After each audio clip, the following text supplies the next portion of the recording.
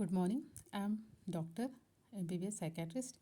Actually, I want to give आप लोगों को मैं डायबिटीज़ मिलिटस के बारे में बताना चाहती हूँ, क्योंकि ये इंडिया में बहुत ज़्यादा प्रिवेलेंट हो गया है।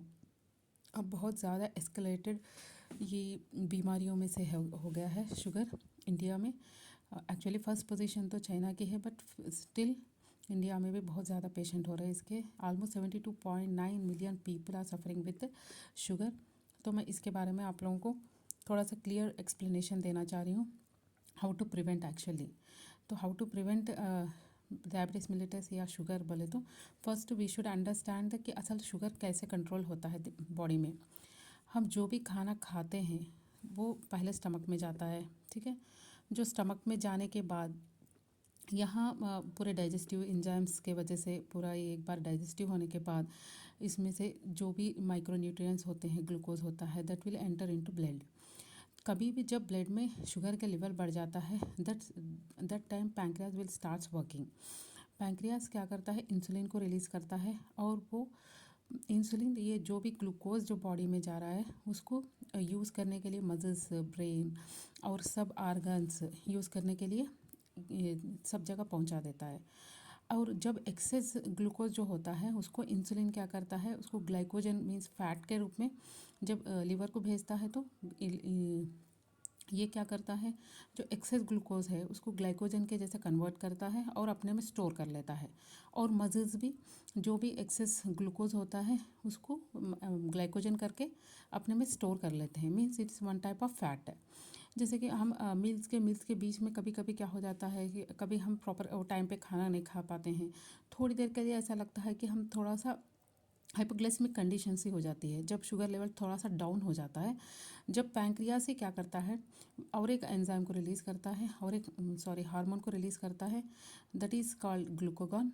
और वो क्या करता है, जो लीवर में है जहाँ पे भी है फैट को, उसको फिर ग्लाइकोजन से ग्लूकोज बना देता है। फिर उसको मसल्स को, ब्रेन को, सबको, इंटरनल ऑर्गन्स को सब यूज़ करने के लिए ग्लूकोज अवेलेबल करा देता है। तो ओवरऑल बॉडी में जो भी ग्लूकोज को मीन्स ऑलमोस्ट जो भी बॉडी के fat means carbohydrates, protein, fat, सबका मेटाबॉलिज्म रेगुलेट करने वाला है पैंक्रियास। स्पेशली ग्लूकोज का complete regulation is under the control of pancreas, ठीक है। जब एक्चुअली शुगर कब होता है, इसके लिए बस कभी भी जब एग्ज़ाम्पल जैसे किसी के फास्टिंग ब्लड शुगर ले लिए हैं, तो if that is coming less than 100, तो वो नॉर्मल कंडीशन के नीचे आता है। अगर किसी का फास्टिंग ब्लड तो 8 से 12 घंटों के लिए कुछ भी खाया नहीं, इसीलिए हम ज़्यादातर कब कराते हैं फास्टिंग ब्लड ग्लूकोज, सुबह उठने के बाद खाली पेट के लिए बोल देते हैं कि सुबह खाली पेट अगर लेस दैन 100 आया तो वो कंडीशन कम्प्लीटली नॉर्मल है। अगर 101 से 125 के बीच में है तो there is a chances to develop the diabetes in future. इसको प्री डायबिटिक कंडीशन बोलते हैं। प्री डायबिटिक कंडीशन बोले तो फ्यूचर में डायबिटीज़ हो सकता है, देर इज़ ए चांसेस। अगर से मोर दैन 126 हो रहा है तो हम will diagnosis as a diabetes.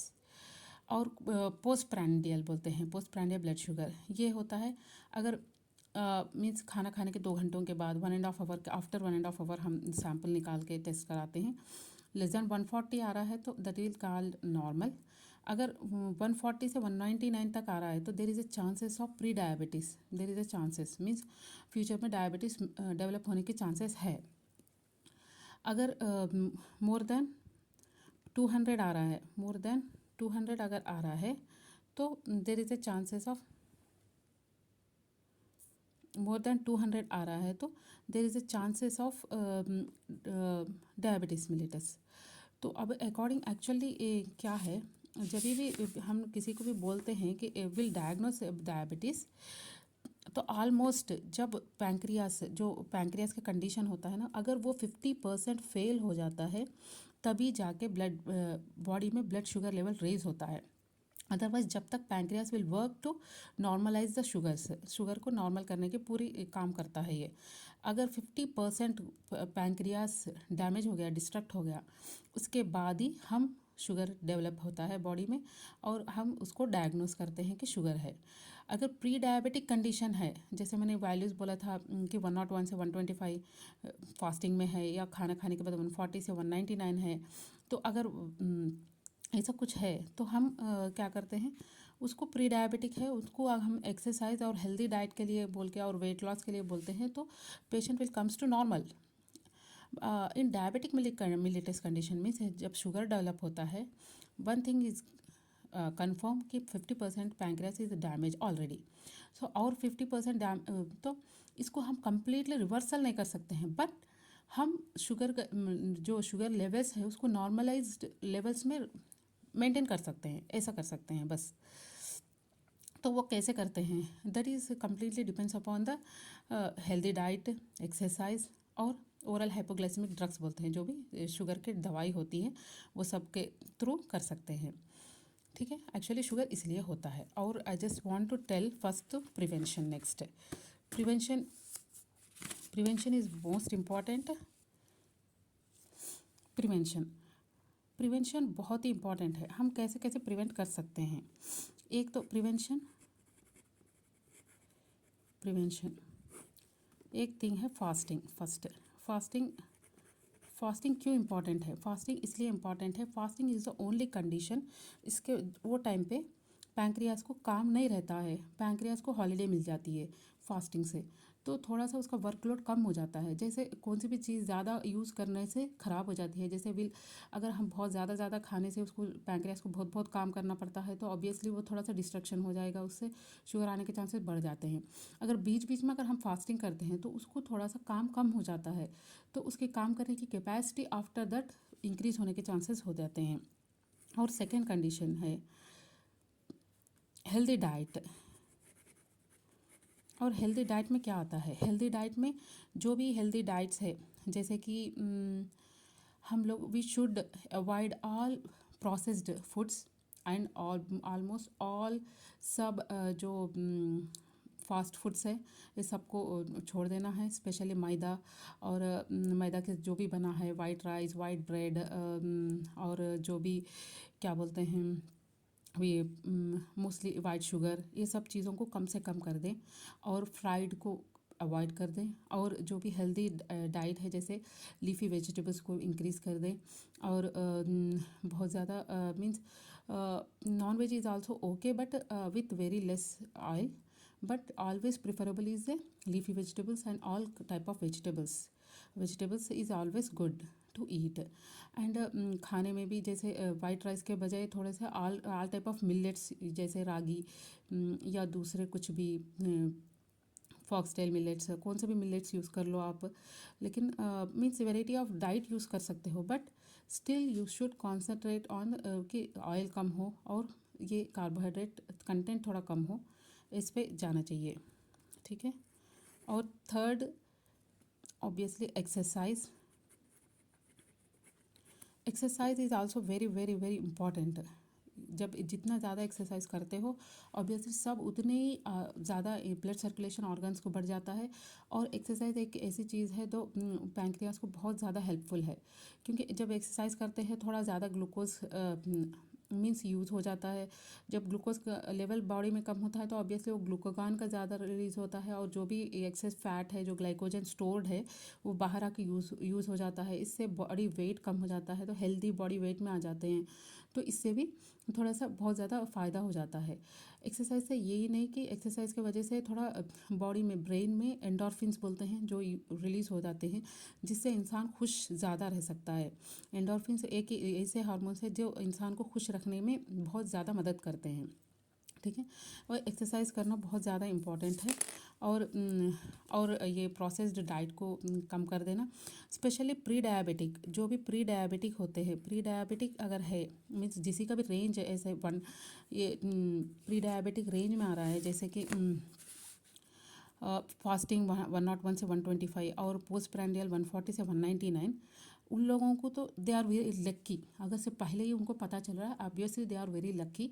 बस वो 2-4 चीज़ करके they will comes to normal. One thing is that कि वो कंपलसरी एक means at least in 5 days, weekly 5 days at least half an hour to 45 minutes walk करें। That walking should be brief या brisk walk होनी चाहिए, मीन्स बहुत जल्दी जल्दी चलना, जैसे ब्रिस्क वॉक करना चाहिए, या एटलीस्ट वीक में 5 days डांस या जुम्बा या एनी टाइप ऑफ एक्सरसाइज करना चाहिए।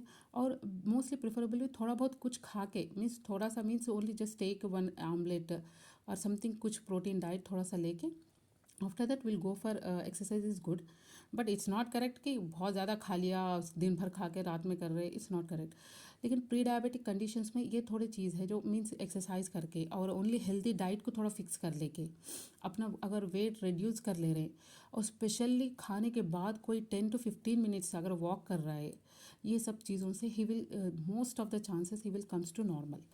एक्चुअली ये इट्स ट्रू। एक्चुअली ये व्हाट आई एम, मैं जो भी बोल रही हूँ पूरे टाइप 2 डायबिटीज़ के बारे में बोल रही हूँ अब तो टाइप 2 डायबिटीज़ ये है कि is of course genetic, means parents को है तो there is a chances of increased in अपने बच्चों में। बट ये चांसेस जब increase, but it's not like कि कंपलसरी आएगा आएगा हमें, ऐसा नहीं है। But if you want to change the health life style तो there is a chances of delay that.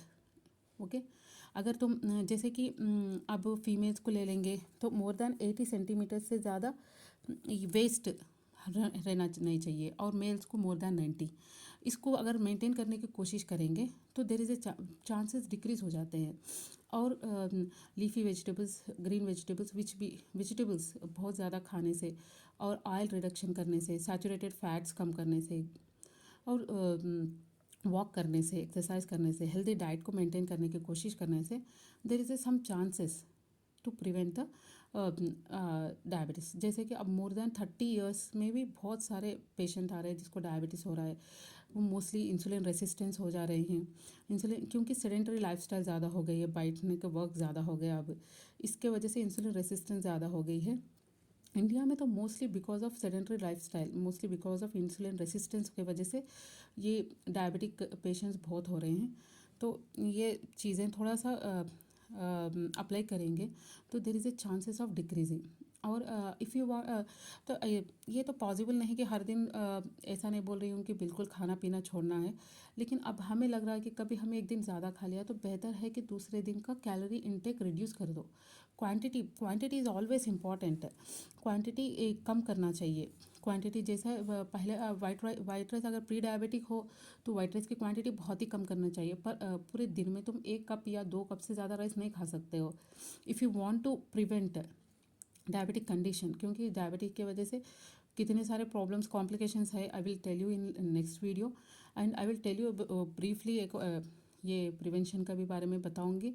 But overall thing is that कि कैलोरी इंटेक कम करो, और जो ऑयल्स, जो फैट, बैड फैट जो भी है उसको कम से कम करो। कंपलसरी जिम करना या कुछ एक्सरसाइज, जुम्बा, डांस, ऐसा कुछ लाइफ में पार्ट बना लो। और थोड़ा सा दिमाग को खुश रखने की कोशिश करो, बस स्ट्रेस लेवल कम कर लो। ये सब चीज़ों से नींद बराबर प्रॉपर रखो, और ये जो भी डिवाइसेस है वो उसको थोड़ा स्पेस दो लाइफ में। जैसे कि कुछ फिक्स कर लो कि 9 के बाद हमें सोना है, ये सब चीज़ों से इट विल डिले।